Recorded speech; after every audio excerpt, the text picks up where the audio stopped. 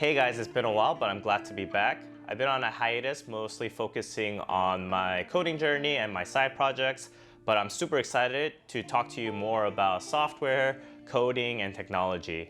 If you're visiting my channel for the first time, my name is Alex, and I am a senior software engineer based in New York City.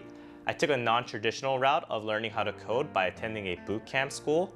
And now, many years later, I create video content like this and tutorial videos to just really educate on my journey of becoming a software engineer. Today, I want to talk about a problem that a lot of beginner developers run into when they first start learning how to code, which is tutorial purgatory. Talk to you soon.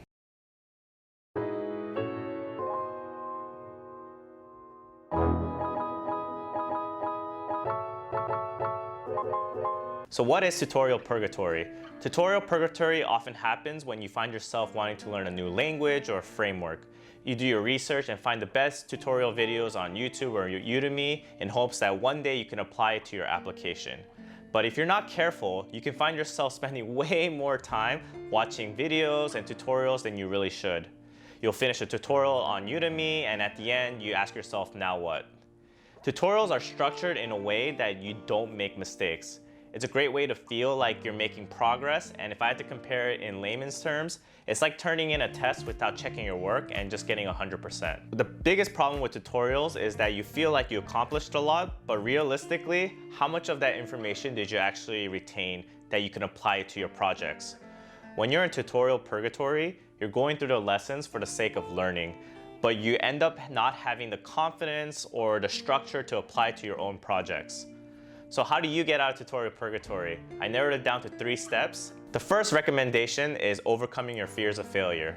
The fear of making mistakes, not knowing how to debug, and not being perfect about your code is such a flawed belief.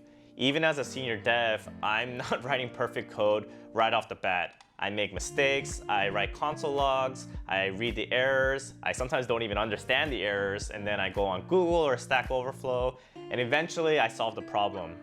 As a new or aspiring developer, I understand that time is limited, especially if this is something that you do on the side and you just want to absorb all the information.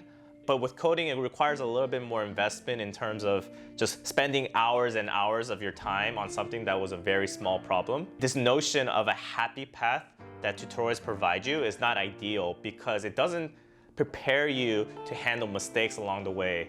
Being a software engineer doesn't mean you're writing perfect code.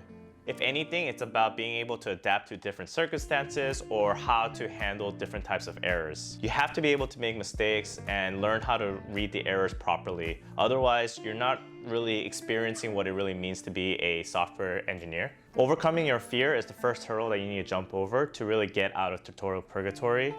If you're prepared mentally to make mistakes and invest the hours to figure out why you made those mistakes, those experiences will be very valuable for your journey to become a software engineer. The second recommendation I have of getting out of tutorial purgatory is building a side project. If you finish a tutorial and you're not sure what the next steps are, build a side project. If you get confused at certain points, you can always refer back to your tutorial videos. And if your app has deviated significantly enough, you can always use outside resources like Google or Stack Overflow to answer questions that other people might have as well. And the one thing that I really want to emphasize as a software engineer is embrace reading documentation. As I've grown as a developer, I find myself using less and less tutorial videos and blogs and just going straight to the documentation. If the documentation isn't good enough and you have more complex questions, you can always go straight into the source code, try to understand it, and then figure out why the creator of the library built it the way he or she did. An example of a side project is applicable to me. I built a job marketplace app using Next.js. Generally, whenever I build a side project, I have my go-to system, which is Create React App on the front end. In this case, I couldn't really use the Create React App because I needed server-side rendering and some SEO optimizations. But the biggest roadblock for me in terms of making progress in my project was learning Next.js. I knew nothing about Next.js in terms of implementation. I heard great things about server-side rendering and SEO optimizations, and that embraced React.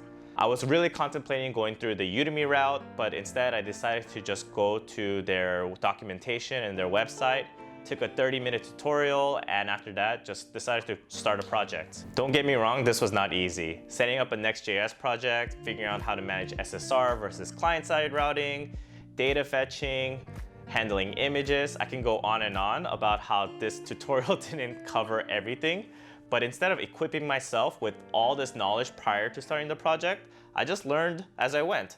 Depending on what features I needed for my project, I experimented with my current understanding of React, and if it was wrong, I would Google and see if anyone had the same issues. Learning as I was building my own application was significantly a greater experience than tutorials because of two reasons. First, I gained confidence in using Next.js for my next project. I built my own app versus building a tutorial app. You're definitely going to struggle way harder when building your own app than a tutorial series. You're going to feel flustered, confused, and potentially spend hours on bugs that required a one-line change. In my experience, the time it takes to debug and solve problems gets shorter and shorter, but you need to go through that. Otherwise, you're going to stay in tutorial purgatory. There's really no such thing as a happy path in coding.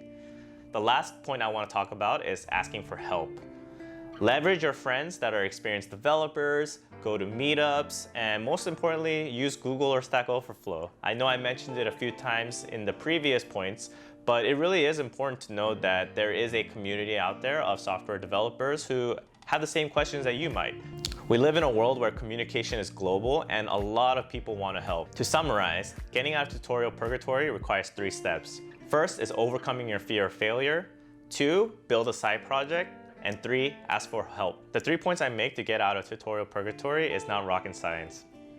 It's very obvious, but at the same time, we put internal roadblocks to prevent ourselves from succeeding. If anything, learning how to handle uncomfortable situations is the best way to prepare you to become a better software engineer. In a technical interview, you might be challenged to answer questions that you might not have prepared for, but hopefully your experience of handling complicated problems in your projects will leave you better prepared for this moment. I hope you enjoyed the video, and if you did, hit that thumbs up. I would appreciate that. If you have any other tips to get out of tutorial purgatory, leave them in the comments below. And yeah, I'll see you in the next video.